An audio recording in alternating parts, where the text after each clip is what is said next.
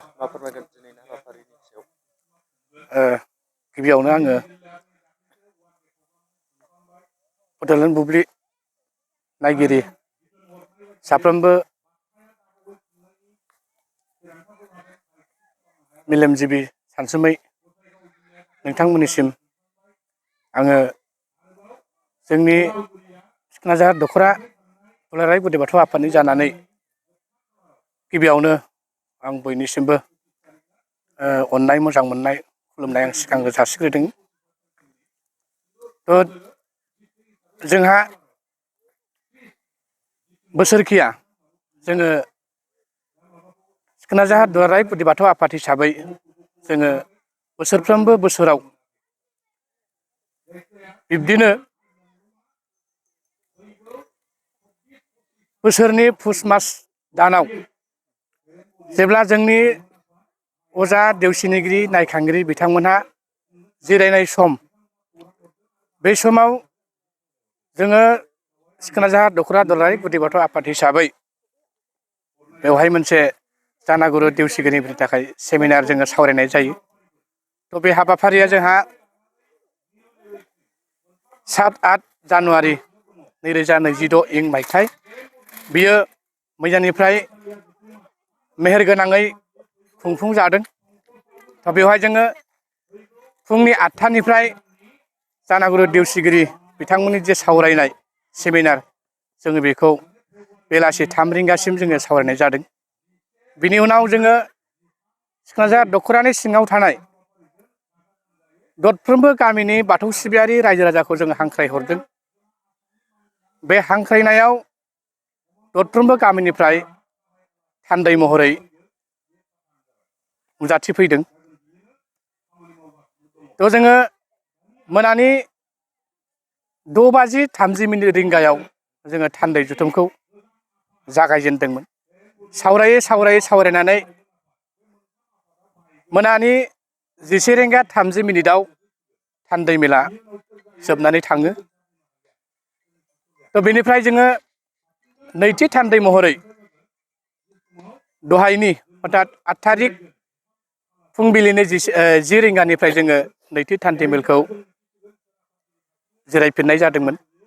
बे थान्दै मेलाव सिखोना जाहार दख'रा दुलाराय गुदि बाथौ आफाद हिसाबै जोङो गोबां थांखि बिथांखि आजावनाय जादों।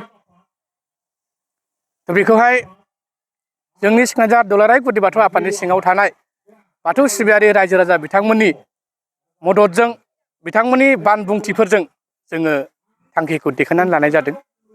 आसा खालामो दख'रा आफाद हिसाबै फैबाय थानाय बे समाव जोङो जे थांखि बिथांखिफोर लानाय, बे थांखि बिथांखिफोरखौ जोङो फारि फारि मावफुंलांनो हागोन। बेखौ आङो दख'रा आफादनि आफादगिरि हिसाबै बुंथियो।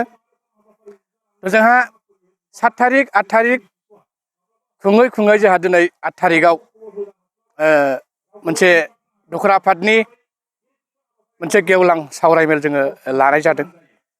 बे सावरायमेलाव जोङो सिखोना जाहार दख'रा दुलाराय गुदि बाथौ आफाद हिसाबै दिनैनि बे गेवलां मेलाव जोङो गाहाय आलासि हिसाबै जों हांख्रायनानै लाबोदों। बिथाङा जाहैबाय जोंनि दुलाराय गुदि बाथौ आफादनि गागि आफादनि आफादगिरि बिथां देदलामांग्रा गयारि सार। बिथाङा दिनैनि नैबे जोंनि सिखोना जाहार दुलाराय गुदि बाथौ आफादनि जे गेवलां मेल, बेवहाय बिथांखौ जों चिफ गेस्ट हिसाबै जोङो हांख्रायदों। बेजों लोगोसेयैनो जोंनि दुलाराय गुदि बाथौ माइनाव आफादनि मानाव गेदेर आफादगिरि बिथां रुथिमा बसुमतारी बिथां बायदिखौबो जोङो माननि आलासि हिसाबै जोङो हांख्रायदों। आरो बेजों लोगोसेयै बेखेवगिरि आलासि महरै जोङो हांख्रायनानै लाबोदों क'क्राझार जिल्ला दुलाराय गुदि बाथौ लाइमोन आफादनि मानाव गेदेर आफादगिरि बिथां अरायथा बसुमतारी सार। बिथांखौबो जोङो दिनै दुलाराय गुदि बाथौ सिखोना जाहार दुलाराय गुदि बाथौ आफाद हिसाबै जोङो बिथांमोनखौ हांख्रायनानै लाबोदों। बेवहाय जोंनि जिल्लानि मिरुनि आरो दख'रा आफादनि गोबां दैदेनगिरि बिथांमोना दिनै जोंनि नैबे सिखोना जाहार दख'रा दुलाराय गुदि बाथौ आफादनि जे गेवलां मेल, स्निथि जे बोसोरसालिया जथुम्मानि जे गेवलां मेल, बेवहाय मैखोमै बाहागो लादों। बेवहाय आं सानो जे फैबाय थानाय समाव जों जे मावनो लानाय खामानि, जे थांखि आरो बिथांखिफोर, बेफोरखौहाय जोङो दख'रा आफाद हिसाबै जोङो मोजाङै मोजाङै मावफुंलांनो हागोन आंहा बेखौ आसा आरो मिजिं थिनाय दङ। मैयानिफ्राय जानाय जे हाबाफारि सिखनाजार गुदि बाथौ आफादनि खुंगा स्निथि बोसोर जथुम्माया जोंनि सानजा बुंखा गामियाव जादोंमोन। दा बेवहाय आंखौनो आरसिनि आफादगिरि हिसाबै बिबान होनाय जादोंमोन आरो बेखौ आङो बिबान मोननाय लोगो लोगो आङो इसोरनि मुं लानानै आङो बिबानखौ मावफुंदों। दा बे मावफुंनायाव माने आङो आरसिनि जानानै जोंनि लकेल माखासे दैदेनगिरि राजनिथिनि दैदेनगिरि समाज सेबक आरो फोरोंगिरिफोरखौ जोङो लानानै जोङो माखासे आरसिनिफ्राय लेटार हरनाय जादोंमोन। दा बेवहाय जोंनि गामिनिफ्राय बा जोंनि सिखनाझार दख'र गुदि बाथौ आफादनि सिङाव थानाय बुंखा इउनिट गुदि बाथौ आफादनि सिङाव गासै मोनबा गामि दङ। माइनावफुर, इसबुंखा आरो नर्थ बुंखा आरो थाइगिरबिल।